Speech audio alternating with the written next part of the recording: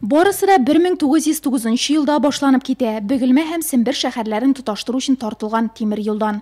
С появлением этой станции первые работники жили и Станция барлыкка килү белән беренче эшчеләр Түбән Нурлатта төпләнә. Шуңа да станция авыл белән бергә исәпләнә торган була. Беренче яшәүчеләр дә Нурлатка түгел, станцияга барабыз дип сөйләшә торган була. Шәһәребез үзәге шул. Соңрак станциядә беренче мәктәп, Ширкәү каршындагы мәктәп төзелә. Куйбышев урамы барлыкка килә. Линия хастаханәсе беренче торак йортлар сафка баса. Нурлат станциясының беренче 50 яшәүчесе арасында Чугуновлар, Крыловлар гаиләләре була. Бу булачак Нурлат шәһәренең бер өлеше тимер юлчылар микрорайоны гына. Үзәк өлешләре ничегрәк барлыкка килгән? Музей директоры белән тарихка экскурсны дәвам итәбез.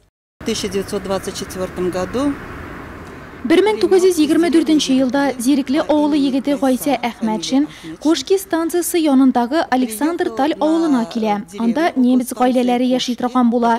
Ул матур йортларны, чәчәккә күмелгән бакчаларны күреп гаҗәпләнә, чөнки алар бик бөхтә халык була. Шунда бер гаиләдә эшли башлый. Яңа икътисади сәясәт заманы була ул. Сәүдә итәргә, үз хуҗалыгын алып барырга рөхсәт итәләр. Гайсә хуҗасында күп нәрсәләргә өйрәнә. Шуннан Казанга барып җир бирүләрен сорый. Аңа җир булыр дип вәгъдә итәләр. Ләкин җир участогы булсын өчен тагы 24 иптәшен дә алып килергә сорыйлар. Шулай итеп Әхмәтшин Гайсә, дуслары Сәгыйр Галиев һәм Фәхреддин Хәснетдинов белән нәкъ менә шушы территориядә хезмәт бистәсенә нигез салып җибәрәләр. Нурлатның үзәк өлешенә нигез салучылар шәһәребез горурлыгы һәм тарихта лаеклы урын яуларга тиеш шәхесләр.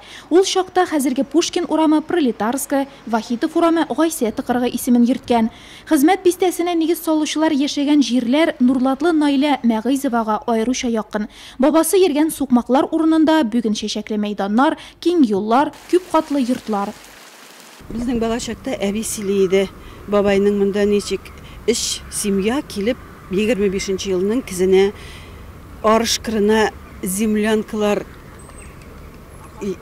казып кыш чыкканнар.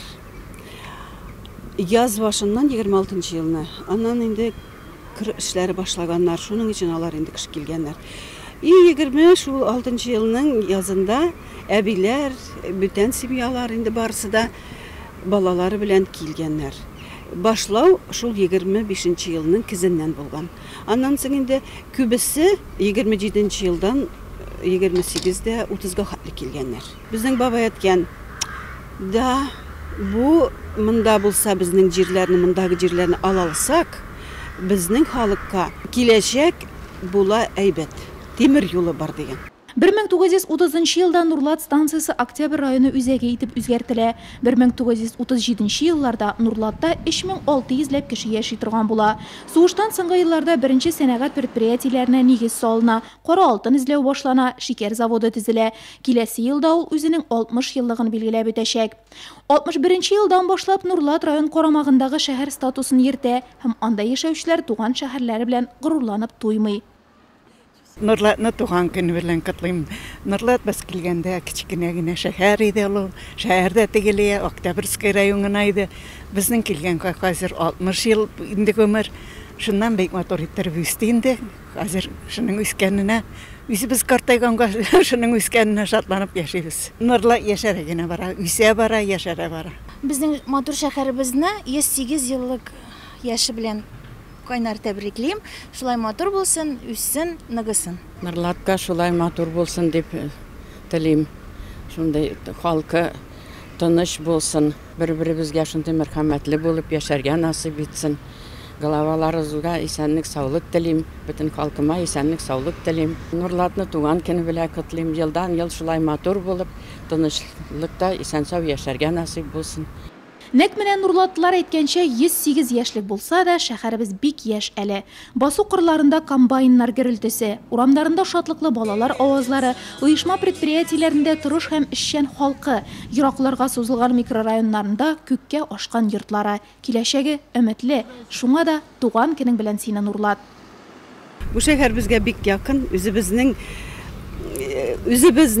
шәһәр дип без аны гел яшәдек. Балачактан әби безгә шушындый уй кертте башыбызга, шундый теләкләр матур булсын. Бабайгыз килеп бу җирләрне яратып, шундый матур яшәгез, бәхетле булыгыз. дип мин телим. Бу шәһәрнең бөтен кешеләренә телим. Исән сау булып, шатлык белән яшәсеннәр, бәхетле булсыннар. Бөтен теләгәннәренә ирешеп, матур итеп яшәсеннәр. 1997 елда шул вакыттагы район башлыгы Фатих Саубанович Себагатуллин тырышлыгы белән шәһәребез республика карамагындагы шәһәр статусына ия була. Хәзер без үсеш алган, чәчәк атучы шәһәребезне күрәбез. Туган, яраткан нурлатыбыз, туган көнең белән сине.